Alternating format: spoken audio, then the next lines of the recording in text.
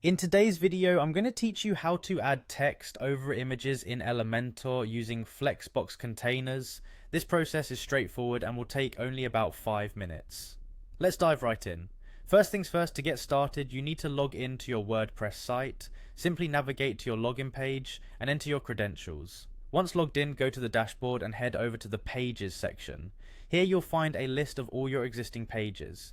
Pick the page where you want to add text over images and click on Edit with Elementor.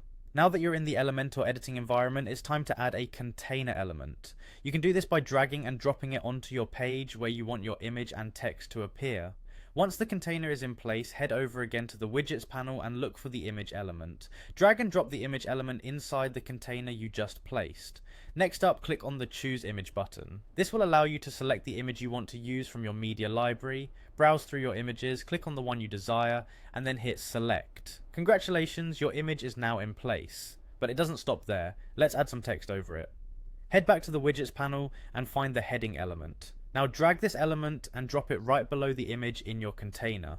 Once it's there, type in the text you want to appear over your image. This could be anything from titles to captions, or even a call to action message. After you've typed in your text, let's fine tune it to ensure it aligns perfectly over the image. Click on the Advanced tab, which offers further styling options. If needed, align the text to fit well within the context of your image. Then direct your attention to the margin settings. Change it from pixels to percentage to have more flexibility with your alignment. Make sure to click on the link icon to unlink the margins. This will allow you to adjust each side independently. Now adjust the top margin to a negative value so that your text overlays neatly on your image. This adjustment will make your text align exactly where you want it over the image. Feel free to customize further as needed, whether that's changing font size, color, or style. This is your canvas. Once you're satisfied with how everything looks, it's time to save your work. Go over to the Publish button and click Publish, and voila!